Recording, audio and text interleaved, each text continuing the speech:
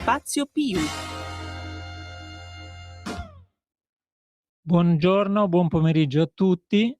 Sono Carlo Persano, vi sto parlando da Radio Libertà e credo di avere in collegamento remoto anche, diciamo, il titolare di questo spazio, che è Mimmo Magnetta, che saluto.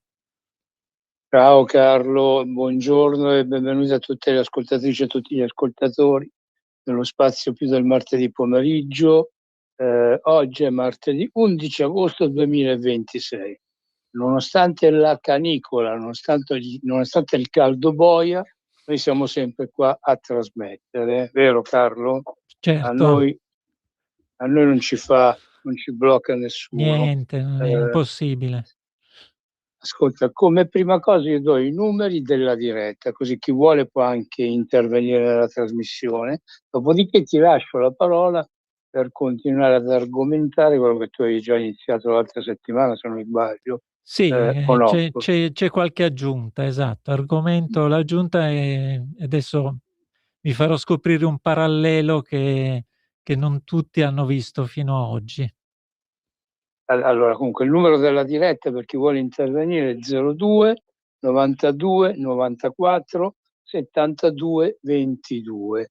Noi appunto generalmente le telefonate le accettiamo sempre dopo la prima metà della trasmissione. Comunque, se volete, se andate di fretta, potete anche chiamare subito. A te la parola, Carlo, prego. Allora, questo pomeriggio vorrei parlare di un argomento, richiamare l'argomento di settimana scorsa, come stavi dicendo giustamente tu, e fare un parallelo rispetto a quell'argomento con, diciamo, una nuova considerazione. L'argomento è quello di la cosa, diciamo, che mi ha colpito recentemente, penso che abbia colpito molti, sono state le ricorrenze il 19 luglio per la strage di Via D'Amelio in cui è morto il giudice Borsellino, e successivamente la ricorrenza del 2 agosto a Bologna, dove ci fu la strage della stazione. Ecco, non tutti vedono un parallelo tra queste due stragi, eppure col tempo sembra sorto proprio questo parallelo. Sembra sorto da, diciamo, informazioni che vengono dalle indagini fatte, da documenti pubblicati e da dichiarazioni di persone, di funzionari e persone interessate all'argomento.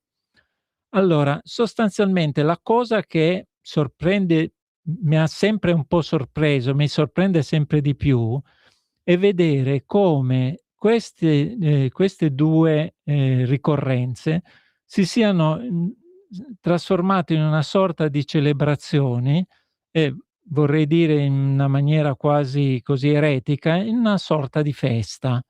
Perché questo? Perché sostanzialmente vengono date per scontate alcune verità e mentre nel tempo sono emersi, anche molto di recente, delle nuove, dei nuovi dubbi, pesanti dubbi, e queste verità che sembrano così cristallizzate, quindi così considerate di parte, e quindi è questa parte che fa la festa e esclude dalla festa tutti gli altri, non sembra poi così più cristallizzata.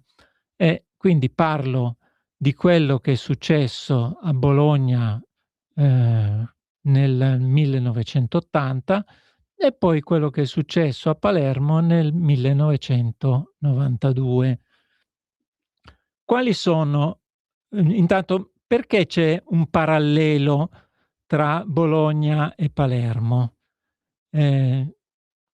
Spero che non tutti si sorprendano. Chi fa l'imprenditore, chi lavora nel settore così dell'impresa non si stupisce.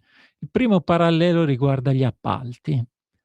Quando uno nomina il termine appalti in Sicilia, vengono subito un po' di capelli dritti, perché sempre spesso nei territori controllati dalla mafia, si sa che l'appalto deve finire a qualcuno gradito agli amici degli amici. E fin qui nessuno si stupisce.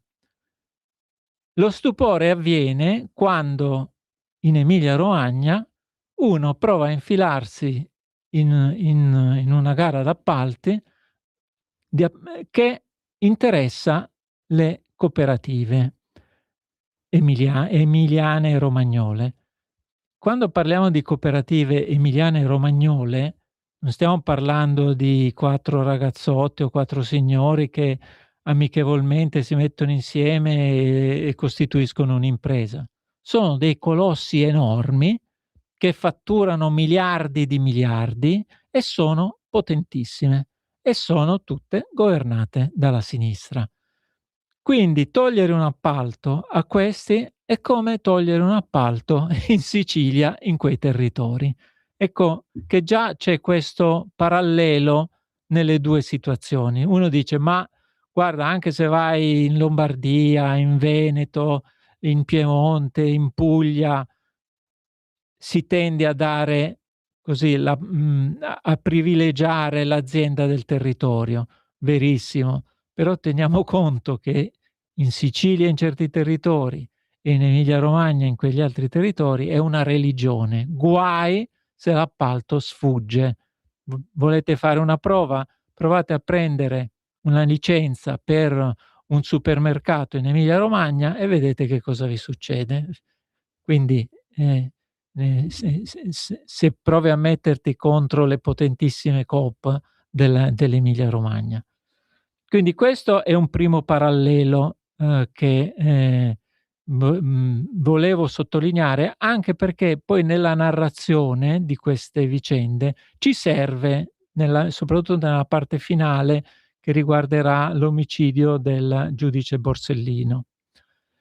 L'altro parallelo, così era stato già un po' da me enunciato in partenza, ed è appunto quello di rifiutare di guardare delle verità diverse da quelle che loro intendono cristallizzate, come se avessero bisogno solo di quel tipo di verità.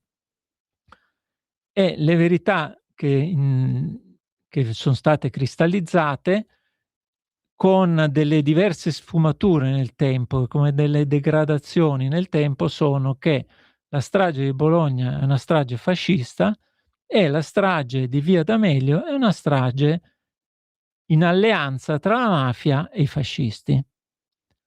Adesso andremo a vedere se è poi tutto vero questo, perché nel tempo sono subentrate delle notizie e delle considerazioni diverse. Adesso non voglio sparare sulla Croce Rossa Ranucci come la volta scorsa, ma tanto ste notizie Ranucci non ve le darà mai, perché Ranucci fa parte di quella cristallizzazione che vuole solo quella verità. Potrei dire, lo dovrebbe dire Saviano, che si reputa un grande esperto di mafia e organizzazioni criminali. Manco da Saviano lo sentirete mai. Anzi, lo invito, se ritiene opportuno, a chiamare anche direttamente a colloquiare su questo argomento. Quali sono i due elementi nuovi che sono apparsi sull'orizzonte di queste due stragi? Allora, a Bologna è apparso come elemento un personaggio che si chiama Paolo Bellini. Paolo Bellini, che è l'ultimo condannato per la strage alla stazione di Bologna. E questo Paolo Bellini sembra spuntato dal cilindro di qualche mago. Però da una parte meno male perché è spuntato, perché ha permesso di capire molti meccanismi che fra poco andiamo a vedere. L'altro elemento invece che riguarda Palermo, riguarda un'assemblea di giudici che si è tenuta 5 giorni prima della morte, dell'omicidio del giudice Borsellino e della sua scorta, che ha bloccato ha tentato di bloccare le indagini di Borsellino. C'è stata una lettera scritta dall'ex giudice Scarpinato, presente e promotore di quella assemblea, il quale ha confermato che ci fu questa assemblea, il quale ha confermato che ci fu un blocco delle operazioni, delle indagini che stava promuovendo Borsellino. Sì, c'è qualcuno che vuole parlare? No, volevo precisare una Sì. cosa io, Carlo. Dobbiamo dare le giuste parole ai giusti fatti. Allora, tu hai parlato dell'omicidio Borsellino e della sua scorta. Non è stato un omicidio, è stata una strage. Certo, sì, sì, infatti anche il parallelo è lì. E Stragi non poco più di un sono mese mai... prima c'era stata la strage di Falcone, suo amico e Esatto, collega, sì, però e appunto le stragi non sono mai prescrivibili, mentre per l'omicidio a volte ci può essere, per le stragi invece non sono mai prescrivibili, per cui tutte le eventuali novità che possono emergere possono appunto dar il via possono far riprendere il processo per quello che è la ricerca dei veri dei demandanti, comunque sia degli ultimi colpevoli che ancora la fanno franca. Solo questo volevo precisare. grazie. Allora, Prego. stavo dicendo, per quanto riguarda la morte del giudice, la strage che ha causato l'omicidio e la morte del giudice Borsellino alla Scorta, c'era stata un'assemblea di giudici confermata proprio molto di recente, pochissimi giorni fa, in una lettera al Tempo di Roma da parte del giudice Scarpinato, che era uno dei promotori di quell'assemblea, in cui si tentò di bloccare le indagini del giudice Borsellino. Ehm, abbiamo detto la volta scorsa che non si capisce ancora se il giudice Borsellino fu effettivamente avvertito in quell'assemblea o se gli fu nascosto che gli stavano bloccando le indagini, chi dice in un modo, chi dice in un altro. È importante sapere se gli fu anche nascosto, perché diventa ancora più pesante l'accusa, però di fatto è vero che ci fu il blocco e questo l'ha confermato praticamente Scarpinato. Di fatto il giudice Borsellino se ne fregò di questo blocco e il giorno prima di morire, quindi l'assemblea 5 giorni prima di morire, il 14, scusate, di luglio, il giorno prima di morire, il 18 di luglio, Borsellino va in tribunale, preleva un fascicolo sugli appalti, che era l'indagine che stava conducendo lui, ed era l'indagine che appunto veniva bloccata da quei giudici, cioè quei giudici, quel gruppo di giudici, moltissimi e quasi tutti di sinistra, volevano bloccare l'indagine del giudice Borsellino sugli appalti ricchissimi che, sulle quali c'erano infiltrazioni, o almeno il giudice Borsellino stava indagando perché sospettava pesanti infiltrazioni mafiosi. Quindi il giudice Borsellino poi, giorno 18, il giorno prima di morire, va a prelevare in procura, va a prelevare in tribunale un fascicolo su un omicidio di un imprenditore che aveva tentato uno di questi appalti.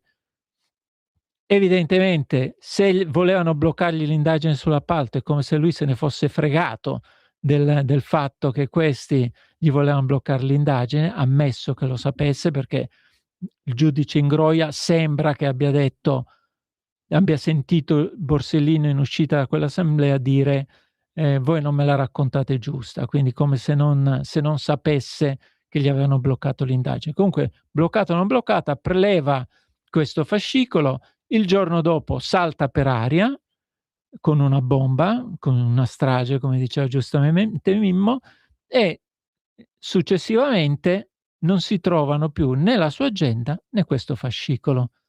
Questa cosa perché è importante? Dopo lo vedremo, perché voler dimostrare a tutti i costi che quella fu una strage fascista diventa un po' ridicolo col fatto che sparirono dei documenti sugli appalti e che lui voleva esclusivamente investigare sugli appalti, come un mese prima,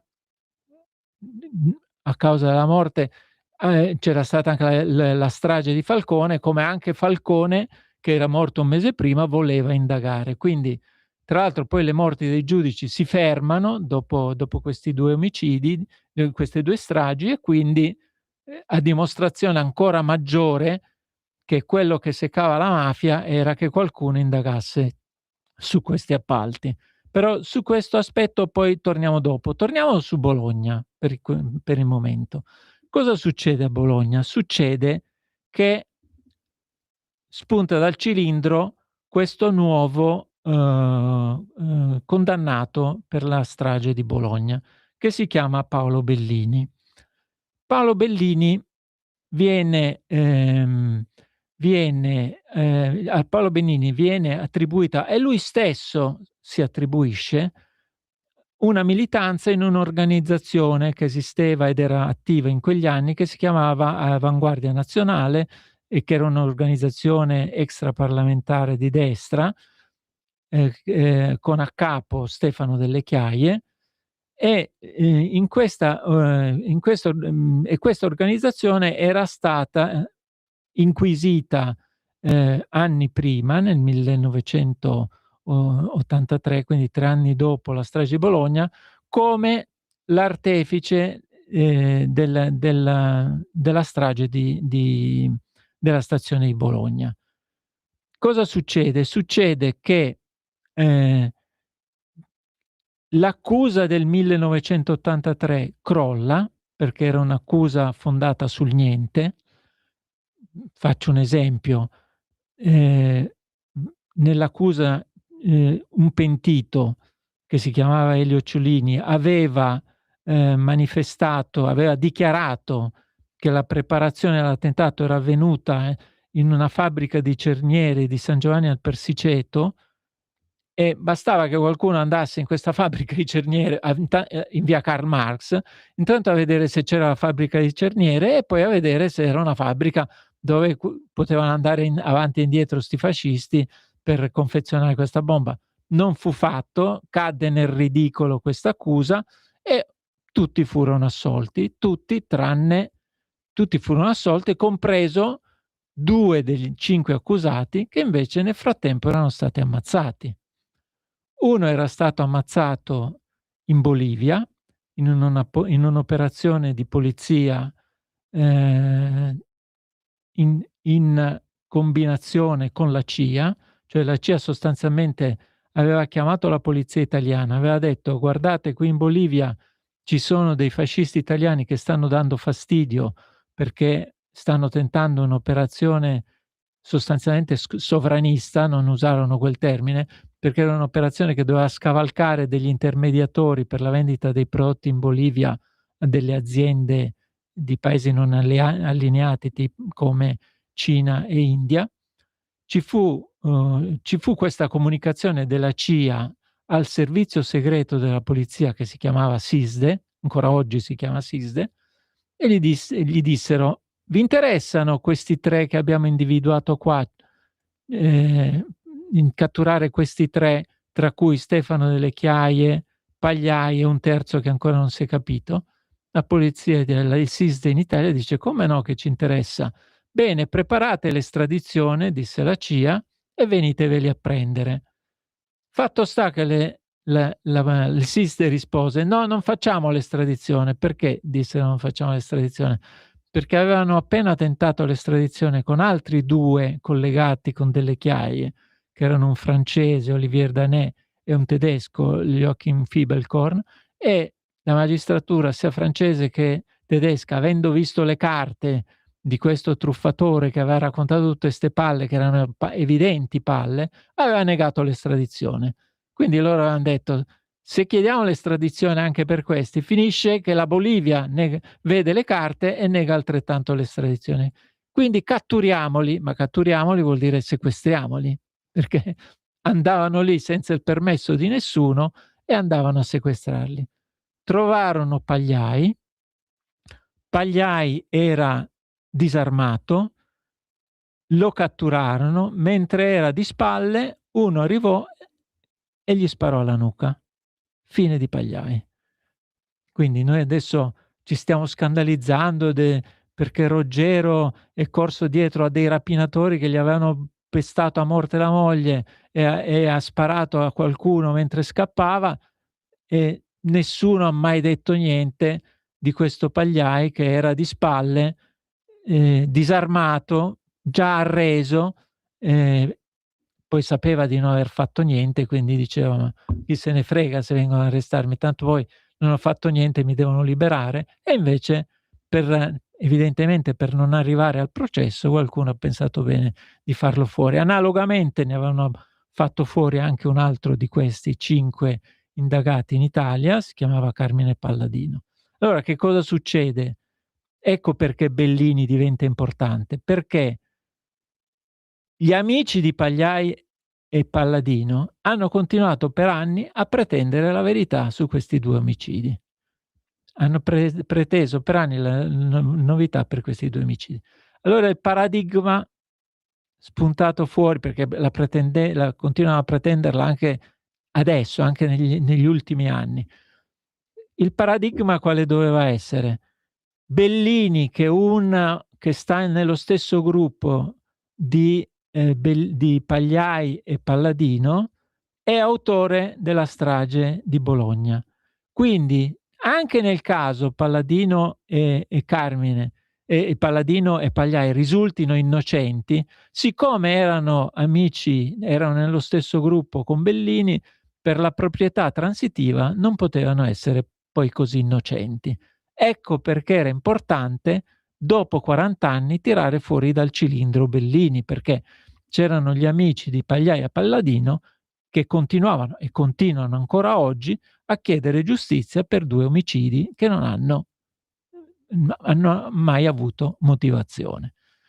Quindi salta fuori questo Bellini e salta fuori per una voglia di strafare degli inquirenti, perché tanto di 2 fascisti morti non gliene fregava quasi niente a nessuno, anzi la sinistra sapete come la pensa, dice 2 fascisti morti, ammazzarli non è reato.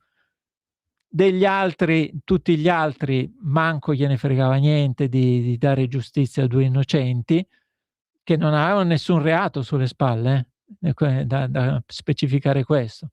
E quindi, voglio dire, hanno un po' voluto strafare, come per dire: guardate che non erano, come vi ho detto, più così innocenti. Però nel voler strafare hanno commesso un clamoroso autogol, perché poi a un certo punto il nome di questo Bellini è iniziato a circolare.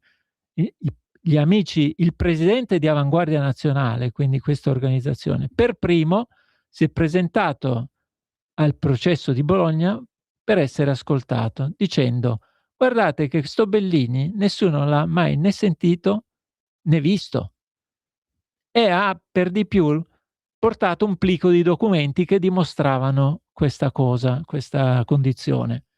Il tribunale ha rifiutato di ascoltarlo, perché sennò doveva ammettere che Bellini chissà da dove spuntava, e poi vediamo da dove spuntava, che Bellini chissà da dove spuntava. E per di più questo presidente di Avanguardia Nazionale, che si chiama Adriano Tilger, ha spedito tutto quel plico di documenti al tribunale, al processo, e il processo gliel'ha rimandato indietro senza neanche aprirlo, con il timbro respinto sul plico, e giace ancora a casa dell'ex presidente dell'Avanguardia Nazionale Adriano Tilger.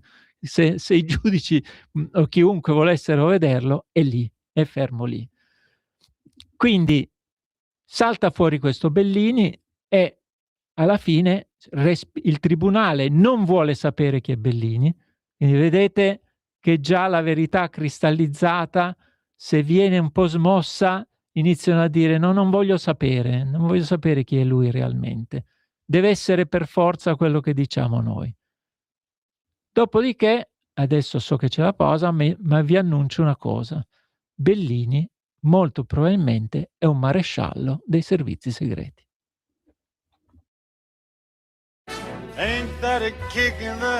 Ascolta i tuoi programmi preferiti, le notizie, la musica che ami e non solo. Con l'app di Radio Libertà puoi interagire con i conduttori, anche quando sei in movimento. Non aspettare, cerca Radio Libertà nello store del tuo smartphone o tablet e scarica l'app gratuitamente. Radio Libertà, tutta la radio con te. Scopri di più su radiolibertà.net. Semplicemente la tua radio. In quanti ti promettono trasparenza, ma alla fine ti ritrovi sempre con la bocca chiusa e non puoi dire quello che pensi. Radio Libertà non ha filtri né censure, ascolta la gente e parla come la gente. Sempre più liberi, con La Tua Radio è il nuovo sito che mette in prima pagina opinioni, firme, notizie, uno sguardo nuovo e originale sui fatti che ci circondano. Il nuovo quotidiano online. Semplicemente radiolibertà.net. In quanti ti promettono trasparenza, ma alla fine ti ritrovi sempre con la bocca chiusa e non puoi dire quello che pensi? Radio Libertà non ha filtri né censure. Ascolta la gente e parla come la gente. Eccoci ancora in collegamento. Mimmo, forse volevi aggiungere qualcosa? Sì, avevo tentato di aggiungere che in pratica il Bellini, alias il maresciallo della Guardia di Finanza, in pratica era il trade union fra le inchieste appunto su Bologna, dove lui è stato condannato in maniera definitiva per strage, è stato l'ultimo condannato per la strage di Bologna e appunto in pratica ha avuto a che fare anche con la strage di Capaci e di Via D'Amelio, quella dove è morto Falcone prima e Borsellino dopo, e secondo me appunto questo è avvenuto perché in pratica quando è morto Borsellino c'è stato il trafugamento della famosa agenda rossa di Borsellino, dove c'erano appunto gli appunti o comunque il fascicolo che il giudice Borsellino aveva recuperato, che parlava degli appalti appunto della mafia, ma soprattutto degli appalti con una mafia che è non meno pericolosa, che è quella delle cooperative rosse dell'Emilia Romagna, dove appunto in pratica, come si diceva una volta, non vola foglia che la mafia non voglia a Palermo in Sicilia, ma anche in Emilia Romagna non si muove foglia che le cooperative non vogliono. E su questo invito con il diritto di invito appunto chi avesse invece qualche cosa di contrario da dire, doniamo il diritto di replica a tutte queste cooperative, in particolar modo a una, la più potente, che appunto in Emilia Romagna ha sempre mosso tutto un po'.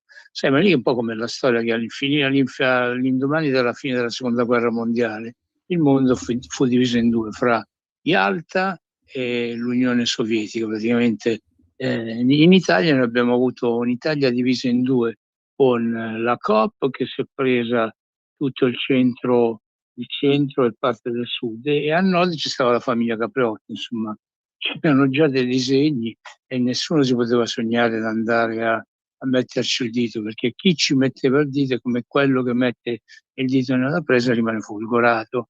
E questo è successo a Falcone ed è successo appunto a Borsellino. Ripeto, questa manovra appunto di Bellini e alias Maresciallo Ronzo è la riprova di come certi poteri continuano a fare da padrone, insomma, arrivare a far condannare uno che non c'entra un fico secco con una strage, perché serviva appunto da collegamento con quello che è il teorema che certa magistratura vuole creare, appunto del fatto di Getty, di certi personaggi che appunto hanno in pratica avuto voce hanno messo lo zampino in quello che è stata la strategia degli opposti estremismi e i vari periodi di emergenza in Italia.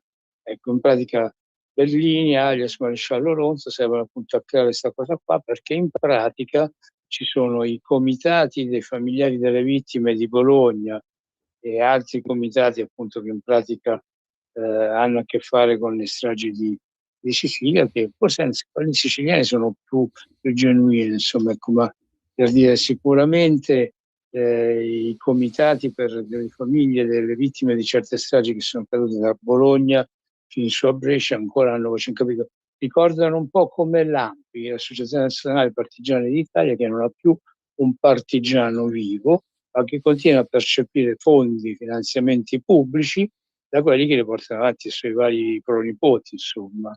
Correggimi se sbaglio, Carlo. No, ti correggo solo in una cosa che è lieve, è Maresciallo Oronzi. Oronzi. Sì, sì. Oronzo faceva rima con quanto sì, tu pensavi a Oronzo Canà, quello del modulo 555. Beh, sì, grazie Mimmo. Allora, tornando su Bellini, allora abbiamo detto Bellini, con Bellini viene fatto un autogol, rimaniamo in tema calcistico. Viene fatto un autogol perché Bellini sostanzialmente serve a dire statevi zitti anche se abbiamo ammazzato Pagliai e Palladino. Però fanno un autogol perché poi si va a vedere chi è questo Bellini, i suoi presunti camerati dicono mai visto né mai sentito, nessuno l'ha mai conosciuto, il tribunale, abbiamo detto, rifiuta di sapere chi è Bellini e quindi iniziano a spargersi le voci su Bellini. Ecco, io adesso non so, onestamente non riesco a dire cosa era contenuto nell'agenda di Borsellino, possiamo immaginare tutti quanti, però non abbiamo la prova che fosse contenuto qualcosa che già accusava le cooperative rosse. Certo, sarebbe bello che le cooperative rosse si facessero vive e dicessero no, guardate, noi negli appalti in Sicilia non ci stavamo mettendo dentro, ma poi lo toccheremo di nuovo questo punto. Allora abbiamo detto Bellini, si inizia a vedere chi è, chi non è questo Bellini e spunta fuori il tribunale, che ci sono dei verbali nel tribunale di Firenze dove un agente del SISMI, quello di prima era il SISDE, che era il servizio segreto collegato più alla polizia, e adesso questo è il SISMI, che è il servizio segreto più collegato all'esercito. C'è un certo Baratiri che dice sì, conoscevo Bellini come agente del SISMI, maresciallo del SISMI, questo a Firenze. Poi salta fuori a Roma il maresciallo Tempesta, che era stato autista del generale dei Ros Mori, che dice sì, conoscevamo Bellini, che agiva con lo pseudonimo di maresciallo Oronzi, questo appunto che ci dicevamo poco fa con Mimmo. Quindi sostanzialmente questo Bellini sembra fosse un maresciallo dei servizi segreti. Per di più, il maresciallo Tempesta sembra che abbia detto che Bellini gli avesse proposto degli attentati, degli altri attentati, potremmo dire in questo caso, che sono di far saltare la torre di Pisa, non si capisce se con la gente dentro, se con i turisti dentro o no, purtroppo c'è il sospetto della cosa peggiore delle due, perché poi l'altro attentato che voleva introdurre Bellini era quello di lasciare delle siringhe sulle spiagge, siringhe infettate, per contaminare i bambini. Quindi maresciallo del Sismi, ma è questo personaggino, questo signor Bellini. E ripeto, meno male che l'hanno tirato fuori dal cilindro, se no non l'avremmo mai scoperto. Nessuno di noi avrebbe mai scoperto chi era questa persona. Resta da stabilire se Bellini era un fascista o era un maresciallo dei servizi segreti. Che fosse un fascista non c'è una minima prova. Che fosse un maresciallo dei servizi segreti iniziano a esserci tante prove. Ci sono tanti nomi dei servizi segreti che lo nominano, ci sono tante dichiarazioni sui verbali rilasciate su di lui in varie procure e oltretutto non si capisce se Bellini sta facendo veramente la galera. Questa è una cosa che abbiamo detto, perché sappiamo che certi personaggi li fanno apparire in galere, ci sono galere che hanno uscite secondarie, come quelle dei pentiti. Bellini non sarebbe un pentito, ma sarebbe semplicemente quello che una volta veniva definito l'agente provocatore, con dei capi che gli hanno detto di fare qualcosa, molto probabilmente. E quindi a questo punto, se Bellini non risultasse fascista, a Bologna si devono rassegnare, perché la bomba che ha messo Bellini non l'hanno messa i fascisti, mi dispiace per loro, devono rifare tutte le loro celebrazioni, tutte le loro feste e indirizzarle da un'altra parte. Quindi, tra l'altro, brevemente dobbiamo dire una cosa. Avete notato che non esiste più la locuzione strage di Stato? Prima la sinistra parlava quasi esclusivamente di strage di Stato, però dopo 16 anni di loro governo, dopo che hanno nominato i capi dei servizi segreti per 16 anni, dopo che per 16 anni hanno avuto in mano quei documenti, hanno nominato generali, dopo che quasi tutti i giudici sono di sinistra, dopo che quasi tutti i 100.000 oligarchi che ci hanno segnalato Stella e Rizzo facenti parte della casta sono quasi tutti di sinistra, dopo che anche la Corte Costituzionale è di sinistra, dopo che anche i presidenti della Repubblica erano di sinistra, tutti quanti in contemporanea, quindi un'occupazione totale, direi, del potere, e quindi questi di cose ne hanno viste, ne hanno sapute, non hanno mai tolto il segreto in tutti questi anni, quindi invitiamo i governi di oggi a farlo. Non fate come quei governi, indagate su queste cose, indagate su questo Bellini e indagate anche poi su quell'assemblea che si è svolta a Palermo, perché come a Bologna vogliono un'unica verità, pretendono un'unica verità, ma come abbiamo visto probabilmente c'è una verità che è tutt'altra roba da quello che vorrebbero loro. Anche a Palermo vorrebbero un'unica verità.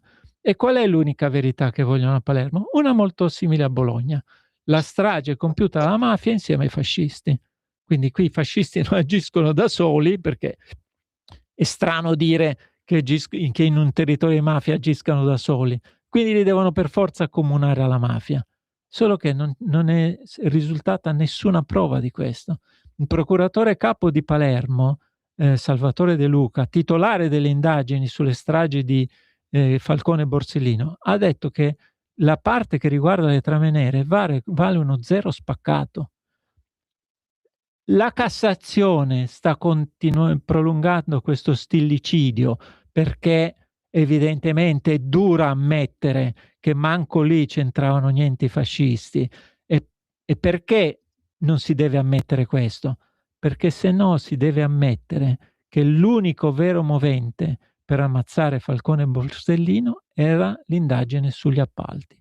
E guarda caso, l'indagine sugli appalti era stata bloccata dai magistrati di sinistra. E qui entriamo nel dubbio che ha sollevato Mimmo, che è solo un dubbio. Però ce lo dovete togliere questo dubbio. Il dubbio è, diciamolo chiaramente, Borsellino passava per essere un magistrato di destra. Dicono che in gioventù avesse anche frequentato il movimento sociale, eccetera, eccetera, eccetera. Quindi non era sicuramente un magistrato di sinistra. E dicono che forse in quelle gare di appalto erano presenti le famose cooperative emiliane potentissime. Circolano dei nomi, non sappiamo se sono veri, ce li smentiscano. Il primo nome è della cooperativa più potente, che è il Consorzio delle Cooperative di Bologna. Una potenza a livello quasi mondiale, miliardi e miliardi di fatturato. Il secondo nome è la CMN di Ravenna. Ci siamo spostati dall'Emilia alla Romagna. Anche questa un nome importantissimo, anche questa miliardi di fatturato. Il terzo nome è la cooperativa di Comiso, che si autodefinisce cooperativa comunista. Quindi qualcuno ci dica se è vero o non è vero che queste cooperative stavano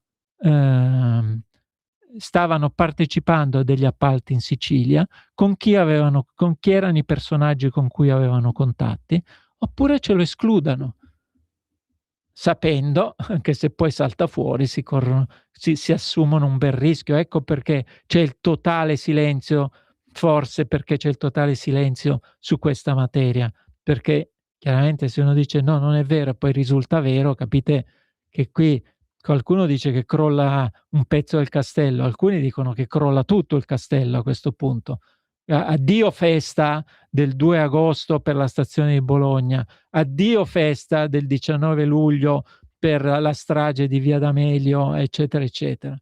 Quindi hanno finito con le feste dopo se salta fuori qualcosa di questo genere. Quindi, ripeto, c'è da capire questo parallelo tra Bologna e Palermo, dove per forza si vuole attribuire le stragi al fascismo, a dei fascisti. Le si vogliono attribuire perché se non fossero stati fascisti è chiaro che su Bologna viene fuori il dubbio di qual è il vero movente di quelle stragi. Quale sarebbe il vero movente se non ci fosse questa congiura ordita insieme da mafia e fascismo? Il vero movente sarebbero le indagini sugli appalti che stavano conducendo prima Falcone e poi Borsellino. È chiaro. Mi sento di lanciare un messaggio all'attuale governo. Attenzione, Paolo Bellini risulterebbe che ha scritto dal carcere ad alcuni giornali emiliani che vuole richiedere l'eutanasia. Attenzione, che abbiamo già visto Gaspare Pisciotta della banda Giuliano e il banchiere Sindona bere del caffè strano in carcere. Attenzione che non lo beva anche Bellini, perché Bellini ci serve vivo. Capito? Carlo Agli altri, no, fammi finire un attimo l'appello. Bellini ci serve vivo. E attenzione a un'altra cosa.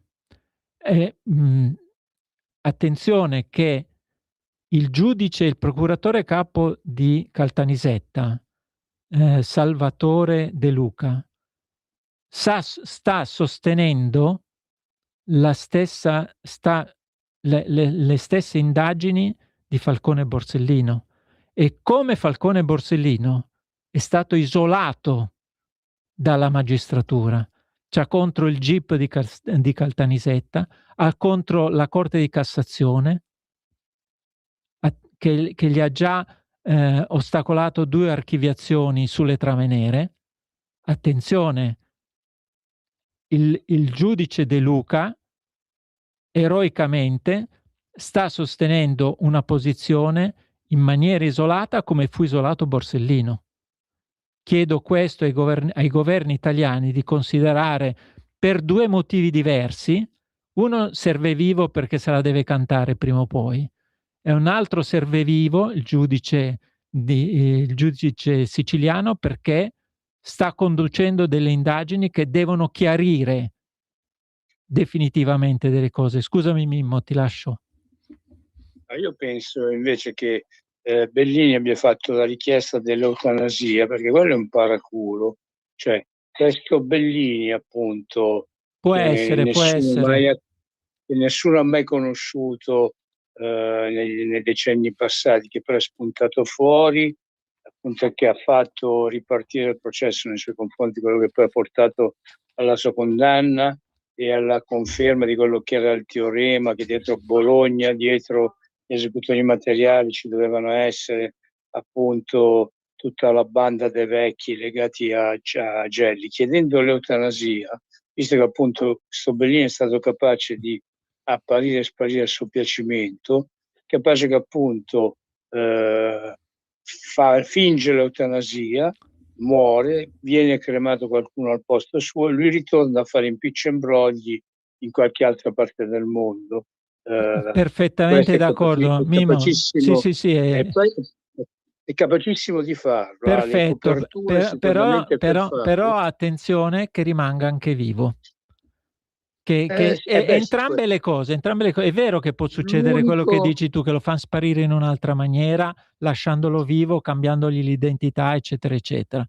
Però se gli crolla tutto in testa tipo Ranucci, se c'è un altro Ranucci e crolla di nuovo tutto in testa a qualcuno, se crollasse tutto in testa a Scarpinato, io non lo so se lo lasciano o al cardinale Zuppi o al sindaco Lepore, se gli crolla tutto in testa, non so se lo fanno sparire e basta. Carlo, con il profondo rispetto, ma tu hai citato Ranucci, Scarpinato, il cardinale Zuppi, queste sono tutte persone che a Bellini possono giusto fare una prova, perché ha dimostrato in un arco appunto temporale lunghissimo di 50 anni, 40 se non 50 anni, veramente di fare tutto il contrario di ma, tutto. ma scusami, ma se era un maresciallo del Sismi è chiaro che il Sismi lo copriva e lo proteggeva e lo metteva dove voleva. No, stiamo dicendo la stessa cosa. Non è lui bravo, è il Sismi che è bravo. Vabbè, insomma, il Sismi o il Sismi, chiamiamolo come il sistema, è sempre stato capace di prendere, far tornare a proprio uso e consumo tutte quelle peggio malefatte che sono accadute in Italia. Tu prima hai fatto un accenno al fatto che ci sono stati decenni e decenni di governi di sinistra. Nessun governo di sinistra ha mai pensato di abolire il segreto di Stato o di portare alla luce certi fatti. Ne hanno aggiunti di segreti. Ne hanno aggiunti. Ecco, allora io posso dire una cosa, visto che oggi c'è da 4 anni e passa, c'è un governo di destra, abolissero il segreto di Stato su tutti i fatti e misfatti, perché quello è l'unico modo per far capire alla gente, per far capire agli italiani che c'è voglia di nuovo. C'è voglia di nuovo, c'è voglia di verità, e non aspettiamo che appunto sia un generale che spunta fuori, o che ne so, un presidente di chissà che cosa che spunta fuori per chiarire queste situazioni qua. Allora il governo attuale, se vuole, ha gli strumenti per prendere, non dico appunto io faccio una trasmissione il venerdì assieme alla gente appartenenti alle forze dell'ordine, in cui ogni volta viene ripetuto che amnistia e condono in Italia non devono essere fatte. Ecco. Io mi associo a quello che appunto venerdì dicono certi appartenenti alle forze dell'ordine, niente amnistia, niente indulti, niente, però ecco, vi dico, abolite il segreto di Stato, perché automaticamente verrebbero a galla tante verità e tanti innocenti che stanno pagando ingiustamente tornerebbero liberi. E comunque la verità veramente, se si abolissero il segreto di Stato, veramente verrebbero fuori tante cose, si combatterebbe veramente quella che è la mafia in Sicilia, ma anche la mafia in Emilia-Romagna, che porta un altro nome. In Sicilia si chiama mafia, in Romagna, Emilia-Romagna, insomma in certe parti del nord si chiamano cooperative rosse. Ecco, il governo oggi, se vuole, può fare questa differenza, e io spero veramente che la faccia, insomma. Tante volte da questa trasmissione, soprattutto tu e io, abbiamo lanciato certe situazioni, certi avvisi, certe notizie, e siamo riusciti ad ottenere appunto risultati. Addirittura quando abbiamo parlato del Ponte Morandi, quando abbiamo parlato della famiglia Benetton, il martedì parlavamo di una cosa e quelli il martedì dopo l'avevano già cambiata. Ecco, speriamo che questa trasmissione venga ascoltata. David Rossi del Monte dei Paschi. Di Monte Paschi di Siena. Ecco, speriamo che da questa trasmissione, che pare che l'ascoltino in pochi, no, qualcuno la sente, anche perché comunque sia Radio Libertà, Ma lo spazio più Saviano, che ne trasmette. Saviano, il tuo amico Anche secondo me Saviano, il l'ascolta tuo anche amico lui. Saviano, perché non ci dice lui qualcosa? È colpa tua, È perché tu prima hai tua. parlato solo di terrorismo nero e di mafia. Se parlavi di Camorra davamo No, titolo anche a Saviano Saviano ormai si occupa Dicastro. di tutto, e anche della settimana enigmistica. No, ti sbagli. No, Vabbè, no. comunque, speriamo che Il appunto comunque quesito avendo della noi parlato Susi di... è veramente è un campione del mondo nel quesito della Susi. E che tu non sai cos'è perché non fai la settimana enigmistica. No, Eh. la facevo prima o poi ho smesso, mi sono annoiato. Però in compenso c'è mia moglie che la fa, posso chiedere a lei. Chiedi e Comunque, appunto, fai un appello al tuo amico Saviano. no, più che l'appello all'amico Saviani farei un quesito alla Giorgia. Giorgia, datti una mossa, svegliati, rimuovi, elimina il segreto appunto di Stato a tanti fatti che hanno colpito il nostro paese. E È il poi, momento di muovere. scusa, ce ne sono tre. Ci dicano, allora, solo tre cose. Ci dicano che rango, in che periodo, cioè in che condizione è avvenuto l'arruolamento di Bellini nel Sismi. Prima domanda. Seconda domanda, ci dicano chi era presente e che cosa era stato deciso nell'assemblea che voleva bloccare Borsellino. Seconda, semplice. Cioè, e ci sono i verbali del CSM, rendano liberi quei verbali del CSM. E terza cosa, ci facciano sapere se le cooperative emiliane erano indagate da Borsellino. Queste tre Poi ci cose. arriveranno un sacco di denunce temerarie. Io già ne ho subita Perché una. abbiamo fatto domande e basta. Se noi abbiamo dato anche il diritto di replica, perciò care cooperative rosse dell'Emilia Romagna, avete il diritto di replica, volendo lo potete fare anche nelle prossime trasmissioni. Comunque questa trasmissione si può riascoltare anche si dice podcast, sul sito appunto di Radio Libertà.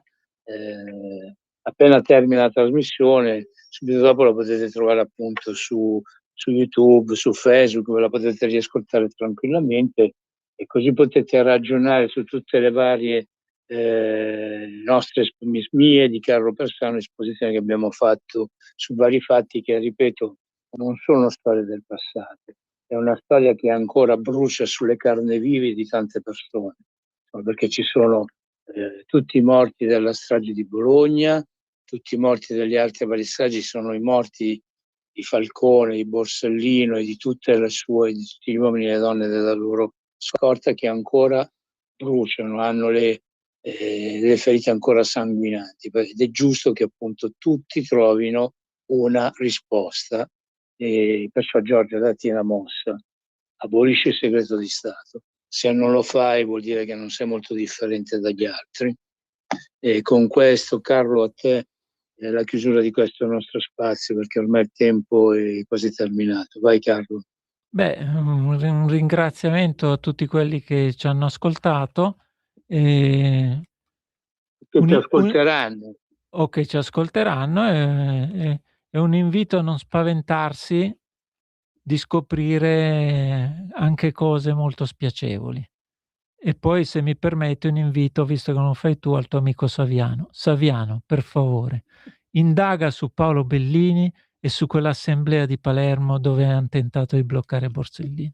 Fallo, Saviano, fai un gesto di coraggio nella tua vita, almeno uno, che dice che hai copiato tutto, almeno, e non si sa se è vero o non vero. Redimi, cerca la redenzione in questo, cercando queste due verità. E un saluto a tutti. Grazie.